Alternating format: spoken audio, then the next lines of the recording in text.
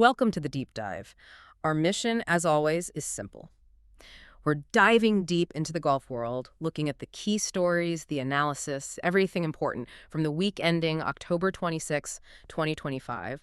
We want to cut through the noise, find the real insights in the competition, the surprises, and, the politics shaping the game right now. And looking at the global scene this week, well, there's really only one place we can kick things off. It's this story of just pure, unadulterated drama at the Asia Pacific Amateur Championship, the AAC. A comeback for the ages, really. Earned one player some life-changing invites. Oh, absolutely. That's a perfect starting point. The AAC, it always seems to deliver, doesn't it? But this year, wow, a phenomenal winner who had to climb a mountain, essentially, to punch his ticket to the majors. Okay, let's unpack this. We're talking about FIFA Laurie. He's, 20 years old, ASU junior, came in as a top-ranked player, number 53 in the World Amateur Golf ranking, the WAGR. But then Sunday rolls around, and he's staring down this huge deficit, 6 strokes back. Exactly. And the guy leading, Taisei Nagasaki, this 16-year-old prodigy from Japan, he wasn't just leading. He was, running away with it. Set a new 54-hole scoring record for the tournament, 17 under par, in top-level amateur golf, with major spots on the line. A 6-shot lead heading into Sunday feels almost locked up. So how do you possibly close that gap? You can't just hope the other guy falls apart. You have to go get it, really attack. And that's exactly what Laurie did. I mean, his final round 68, on paper, it doesn't scream miracle comeback, but how he shot it, that was something else. Played the final 11 holes with this incredible intensity, made 8 birdies in that stretch, just chipping away hole by hole. That kind of focus, knowing you need basically perfect golf just to have a chance. That shows some serious mental game, elite stuff. And here's where it got really intense, right? The mental side. Laurie claws all the way back, ties it up. Then Nagasaki, the 16-year-old leader, he has this chance on 18. Reachable par 5. He's got a 5-foot birdie putt for the win. Masters invite. He misses it. Misses it. Suddenly it's a playoff. Yeah, that moment. You could almost feel the momentum shift, couldn't you? A 5-footer, normally automatic for a player that good. But imagine the pressure. Watching that 6-shot lead just vanish. That miss, it wasn't just about forcing a playoff. It felt like it put all the psychological edge right into Laupakti's corner. So the playoff itself... Short, but intense, like you said. They both birdied the first 2 holes, showing some serious nerve. But it was Laupakti who birdied the 3rd playoff hole. That was it. He finally got the AAC title. Wow. And you said this was his 4th try? 4th attempt, yeah. Coming from 6 back. I mean, that's just incredible resilience. But we really need to underscore why this win is such a massive deal for an amateur. Absolutely. Let's talk about the prizes. The spoils, right? This win gets Laurie into 3 of the biggest events in golf. We're talking the 2026 Masters, the Open Championship at Royal Birkdale. Huge. And the Amateur Championship at Royal Liverpool. For an amateur golfer, this isn't about the money up front. It's guaranteed exposure. It's a chance, a chance to test your game against the absolute best on the biggest stages imaginable. Think about the future opportunities, endorsements. This is basically a launch pad for a pro career, if you can handle it.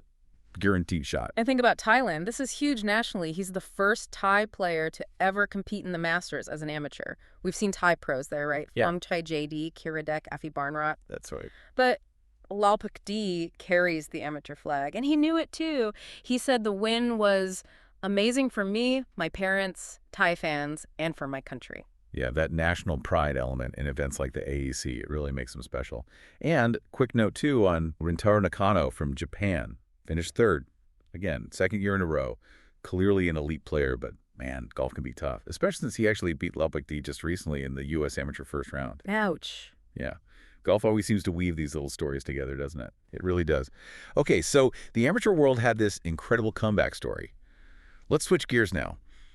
Look at the pro tours. Who was making noise globally this week? Was it more comebacks or maybe making history? Well, we saw a few big breakthroughs, but maybe the most head-scratching story, that belongs to Michael Brennan on the PGA Tour. He's 25, played the Bank of Utah Championship out at Black Desert Resort, got in on a sponsor's exemption. It was only his 3rd ever PGA Tour start, and he shoots 22 under par. Wow. And wins. Beats Rico Hoey in a playoff. Just a classic underdog Cinderella story for a guy trying to make it. That's massive for his career. But hang on, what makes this like a statistical oddity? You said head-scratcher. Okay, get this. Michael Brennan won another event earlier this season, the ACN International Championship over on the Japanese Tour. It was co-sanctioned. He won that event, shooting -22. No way. And he beat, wait for it, Rico Hoey in a playoff. Okay, stop. The exact same score against the exact same guy in a playoff on two different continents, months apart. What are the odds? Is that just a crazy fluke? Or does it maybe say something about, I don't know, the talent pool? Like maybe it's deep, but the very top tier, the guy is really contending, is smaller than we think, leading to these weird repeat matchups. That's a really interesting question. I think when you look at maybe the strength of field for those specific non-major tour events, it does suggest there's a bit of a gap, right, between the really top emerging guys like Brennan and Hoey and maybe the rest. They're clearly operating at a super high level right now. And this week, well, the stats just screamed it at us in this bizarre way. Okay, beyond the Brennan Hoey deja vu, which is just wild, the Yeah. international series keeps showing strength, right? Local guy Miguel Tabuena won the international series Philippines. Ran away with it, really. Yeah, Manila Southwoods. He finished at a blistering 24 under par, 3 shots clear of Yosuke Asaji and Kazuki Higa from Japan. That score, 24 under, it's fantastic, and it just reinforces the quality of play you're seeing in these, growing golf markets, especially Asia, which LIV is obviously focused on. Right. And we can't skip the women's team event. Big win for Australia. They won the Hanwha Life Plus International Crown over in South Korea. First time since, 2013? Yep, 2013. Edged out the U.S. team in the final. Yeah, the team stuff was great. That final match, Hannah Green and Grace Kim for Australia. They beat the American powerhouse duo of Lauren Coughlin and Lilia Vu 3-2.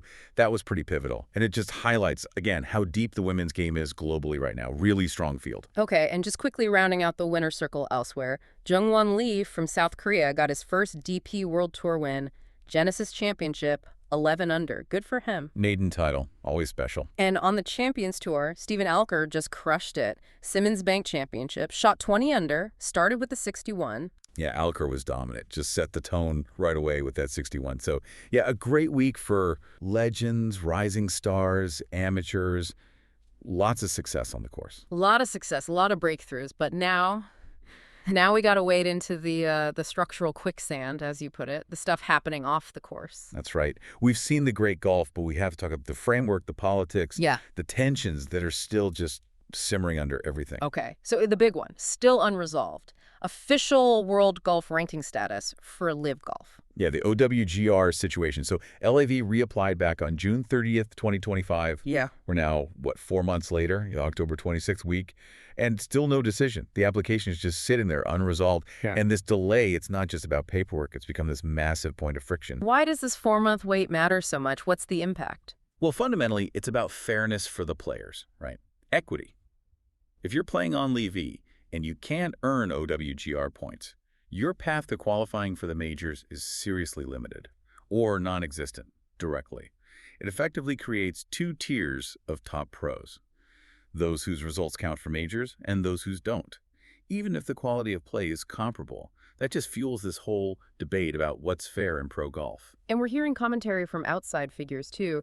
Peter Dawson, who used to chair the OWGR, he weighed in recently. He did, yeah. And his comments were pretty sharp. He basically called the failure to get LIV integrated into the global system not a success by any measure. That's a direct quote.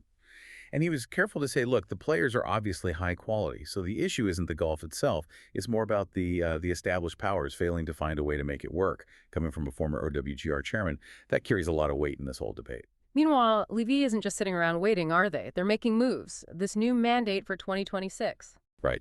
Starting in 2026, LIV is going to require its players to compete in at least 2 international series events each year. So that's on top of their regular 14 LIV League events, expanding the commitment. So what's the strategy there? Is it about bolstering those other tours, or is it political? Well, you could argue it serves maybe 2 main purposes. One, genuinely trying to grow the game globally by putting their big names into those international series fields, makes those events stronger.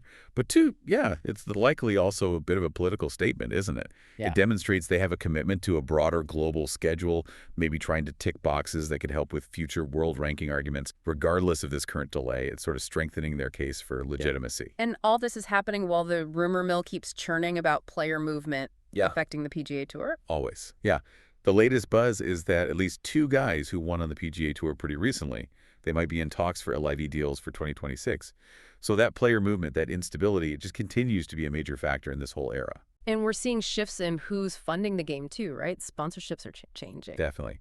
It's interesting. You've got these golf influencer brands now getting directly involved at the tour level.